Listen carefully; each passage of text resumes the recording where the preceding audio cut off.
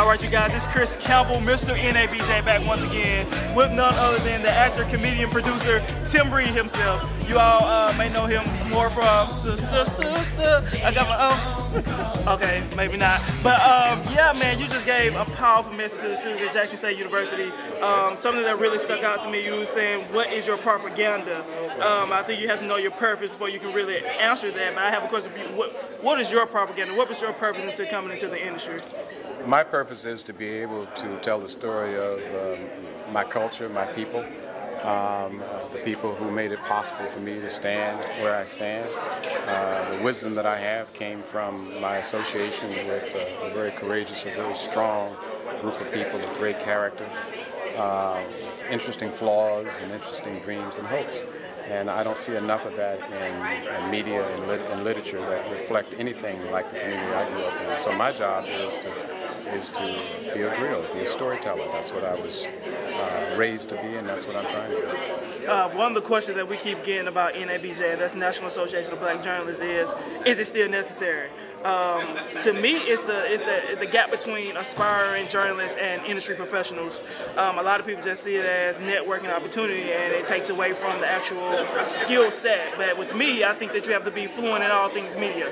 You have to know how to edit, shoot, and write. That's important. But you also need to know how to network. And you said something about the old people being, they have to reach out and, hone in on those skills. How important do you think it is for aspiring journalists to reach out to those old people and milk them for everything that we possibly can? Well, I think that's one of the problems in our society today is that the elders, of which I am an elder, has probably done the least in mentoring the next generation of any group of elders in the history of mankind. We, for whatever reason, primarily the baby boomer generation, has refused en masse to mentor. They compete with the next generation.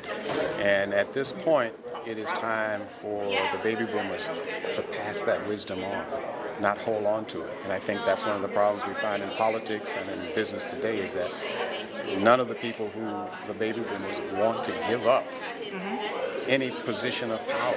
You don't have to, you can enrich your power by becoming an elder. Plato, Aristotle are well thought of. Name me one of their students, one of their pupils.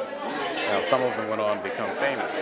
So being an elder, if you want to be known, to become immortal, you better pass on your wisdom. If you hold on to it, no one will remember you. And they shouldn't. And that's our job. And I'd like to see more baby boomers spend part of their time working with the next generation to bring them into the 21st century in a way that benefits culture, whatever that culture may be. Okay, and lastly, I know you're a busy man, you got to get to work. But lastly, you said something about you visit universities and the programs have kind of been underdeveloped with the ham radio and things like that. And Jackson State actually has an advantage because we have those 21st century tools that you spoke of. How important is it for students to actually utilize those things and working towards their career? Well, you see, that's where passion comes in. While you have these tools here, the rooms weren't crowded. And I think that the millennial generation, you have a responsibility.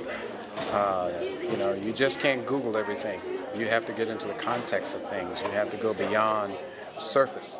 And right now, I would say that your generation is probably surface dwellers. And if you're going to become proficient, if you're going to become a master at what you do, you have to go below the surface. You have to get to the heart of the matter. You have to get to understand context. You've got to get to not just what it is, but what does it mean? What's the character of the thing? And that requires research. That requires taking time. That requires learning your skills from all angles and being well-rounded. So you have the tools. Now, whether or not they're going to be used, I've been to universities that didn't have a third of what you have, but they've turned out better graduates in terms of mass comm, filmmakers better than those. So just because the tools are here don't mean anything. But I just want you to know that you have no excuse. There is no excuse for what I've seen over there. If you don't do it, if you graduate and you can't get a job at an entry level in television or mass comm or writing, then you have failed. And you can blame the teachers. You can go to mama, you can go to daddy. I'm going to talk to my teacher. Don't let them teach. But you did not earn your stripes. These are difficult times. You've got to step up. And if you don't step up, you'll always be at a mediocre level.